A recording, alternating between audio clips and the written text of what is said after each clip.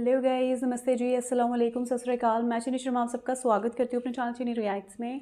आज हम जिस वीडियो पे रिएक्शन करने वाले हैं वो मैं इसलिए आप लोगों के लिए लेकर आई हूँ क्योंकि मुझे लगता है कि ये बात हमें ज़्यादा से ज़्यादा लोगों को जाननी चाहिए और ज़्यादा से ज़्यादा लोगों तक पहुँचनी चाहिए, क्योंकि आज जो देश में हो रहा है वो बहुत गलत चीज़ें हो रही हैं, बहुत छल कपट और फ़रेब से चीज़ें की जा रही हैं। हाँ जी, जो मैं वीडियो लेकर आई हूँ वो एक बहुत ही अच्छी पत्रकार हैं, प्रज्ञा मिश्रा जी, जिसमें वो हमें बहुत इम्पॉर्टेंट जानकारी दे रही हैं कि अभी जो महाराष्ट्र में इलेक्शंस हुए थे उसमें जो ईवीएम का घोटाला हुआ है वो चीज़ खुल गई है। एक स्टिंग ऑपरेशन हुआ है जिसमें काफ़ी कुछ चीज़ें पता चली हैं। अब उसमें कितनी सच और कितनी बातें झूठ हैं वो ईश्वर, वो रब, अल्लाह ही बेहतर जानते हैं। और बाकी झूठ ज़्यादा दिन तक तो छुपता नहीं है, एक ना एक दिन तो सबके पर्देफाश ज़रूर से होते हैं। तो चलिए पहले हम इस वीडियो को देखते हैं, क्योंकि मुझे लगता है कि ये हमें देखनी चाहिए, ज़्यादा से ज़्यादा लोगों को इस बारे में पता होना चाहिए। तो चलिए पहले इसको देखते हैं, फिर इस पर बात करते हैं। नमस्कार दोस्तों, ईवीएम हैक करने का एक स्टिंग ऑपरेशन सामने आया है, जिसमें हैकर को महाराष्ट्र चुनाव में 70 से ज्यादा सीटें देने की सुपारी दी जा रही है।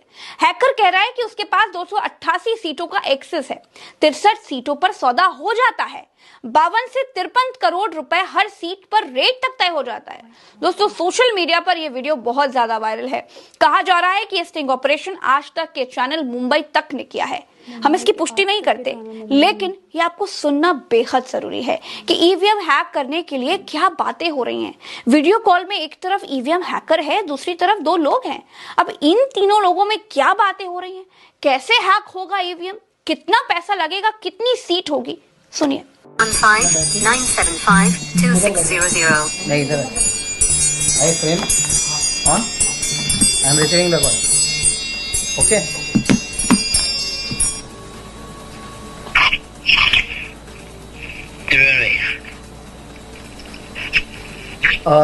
आपको इंट्रोड्यूस करवा देता हूँ। ये हैं अल्पेश जी। नमस्कार।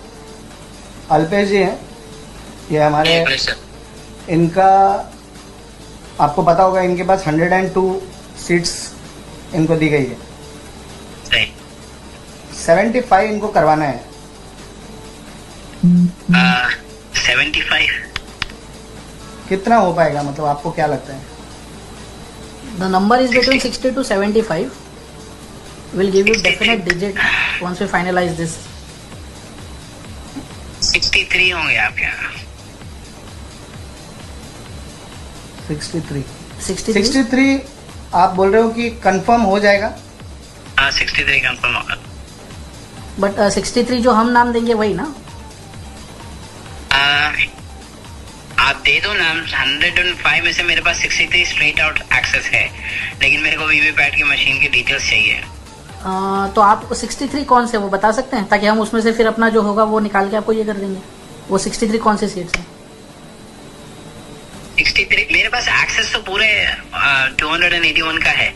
आउट ऑफ 288 281 का पूरों का एक्सेस है, लेकिन कुछ एरिया ऐसा है जहाँ पे फ्रीक्वेंसी आइसोलेशन इम्पॉसिबल है, तो वहाँ आई डोंट थिंक उसको इनिशिएट करना भी it doesn't make sense to me.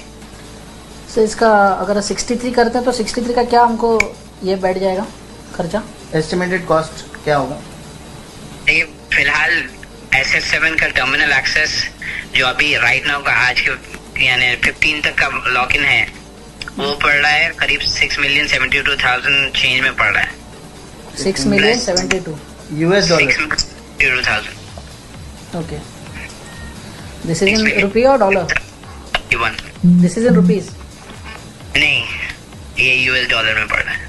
Okay, अब इंडियन रुपी में करा तो 52 CR 53 CR के आसपास पड़ रहा है। जी जी।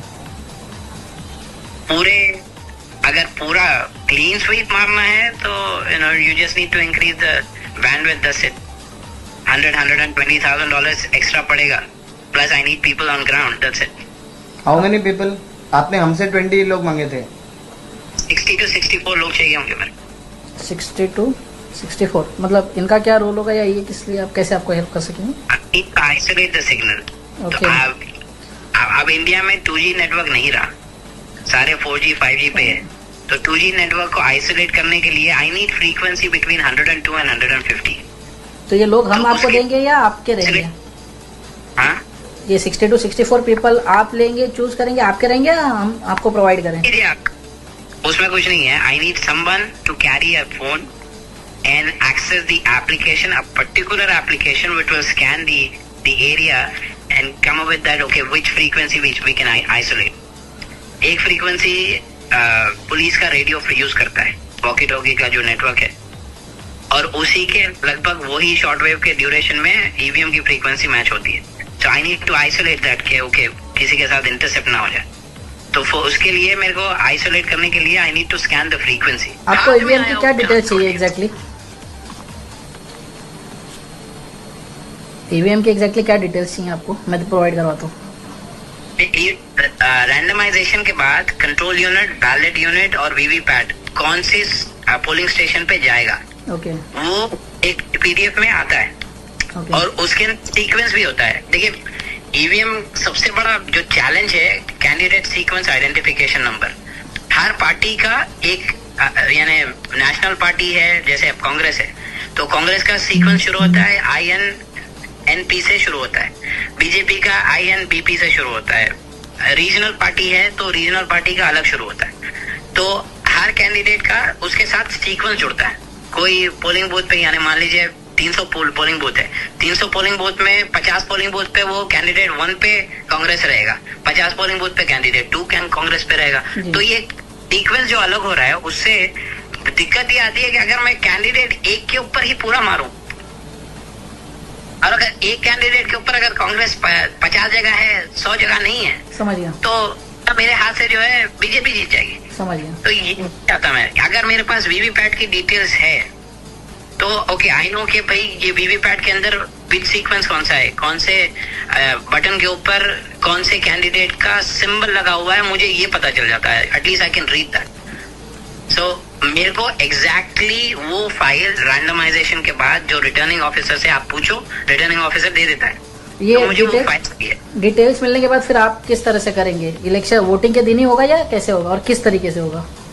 मैं तो पहले ही प्री प्रोग्राम जितने हैं उसको फ्लिप कर देता हूँ। यहाँ पे प्री प्रोग्राम्ड है बीजेपी के फेवर में, मैं उसको ऑलरेडी फ्लिप करके रखता हूँ। लेकिन on the day of election वो जो ट्रांसमिशन शुरू करते हैं, मैं इसको इंटरसेप्ट कर लेता हूँ। मेरे पास से रिटर्न एक फाइल जाती है। और ये सिर्फ वोटिंग के दिन हो सकता है या जो बीच के 2 दिन है, जैसे 23 को काउंटिंग है तो 21-22 को पॉसिबल है? कुछ बहुत ज्यादा क्रूशियल होते हैं, क्योंकि बीच के 2 दिन में जहाँ पे इनका ट्रांसमिशन नहीं हुआ। कमाल की बात यह है कि ईवीएम मशीन बंद होने पे भी, खासतौर पे ECIL की जो मशीनें हैं, बंद होने पे भी उस पर ट्रांसमिशन होता है। नो मैटर व्हाट, आप जैसे ही मशीन खुलेगी, नया अगर फाइल आ गई तो वो ट्रांसमिशन क्या। अगर वाकई इस स्टिंग में सच्चाई है, क्योंकि ये एक जिम्मेदार चैनल ने किया है, तो हम ये उम्मीद करते हैं कि सच्चाई तो होगी। अगर ऐसा है तो ये बहुत खतरनाक है। हम फिर कहते हैं कि हम इसके सच्चे होने की पुष्टि नहीं करते, लेकिन चुनाव आयोग को, सरकार को इसकी जांच जरूर करनी चाहिए। बिल्कुल, चुनाव आयोग को जांच ज़रूर से करनी चाहिए। हमें नहीं पता कि ये कितनी सच है, कितनी झूठ है इस चीज़ में, बट ये चीज़ तो हम सुनते ही रहते हैं कि ईवीएम की हैकिंग होती है, ये चीज़ें होती हैं, वो चीज़ें होती हैं। इस बात में कितनी सच्चाई है, ये चीज़ तो सामने आ ही जाएगी अगर ये सब चीज़ें सच हैं तो। और ये वीडियो में जितनी भी सच्चाई है, क्योंकि ये किसी बड़े ही चैनल ने इसका स्टिंग ऑपरेशन किया है, तो मैं उम्मीद तो यही करती हूँ कि ये सच ही होगा। पर बाकी तो बस मुझे लगा ये वीडियो आप लोगों के साथ शेयर करना चाहिए, क्योंकि ये चीज़ें हमें मालूम होनी चाहिए। ट्विटर पे बहुत ट्रेंड कर रही है ये वीडियो, और मैंने जब ये देखा तो मुझे लगा कि मुझे इस चीज़ को शेयर करना चाहिए, ज़्यादा लोगों तक पहुँचे ये चीज़ें, ताकि जागरूकता बढ़े इस चीज़ को लेकर कि हम लोग अंधे ना बने, हम लोग पागल ना बने। हमें कोशिश ये करनी चाहिए कि सही चीज़ें हो हमारे देश में, वो ही तभी हमारा देश आगे बढ़ेगा। तो चलिए, आई होप ये वीडियो आपको अच्छा लगा होगा। अच्छा लगा तो उसको शेयर ज़्यादा से ज़्यादा करें, ज़्यादा से ज़्यादा लोगों तक ये वीडियो पहुंचना चाहिए, पता चलना चाहिए कि देश में आखिर ये सब क्यों हो रहा है, क्या हो रहा है। तो चलिए, तब तक मैं मिलती हूँ आपसे नेक्स्ट वीडियो में। आप लोग ख्याल रखिएगा अपना, दुआ में याद रखिएगा हमेशा। रब राखा।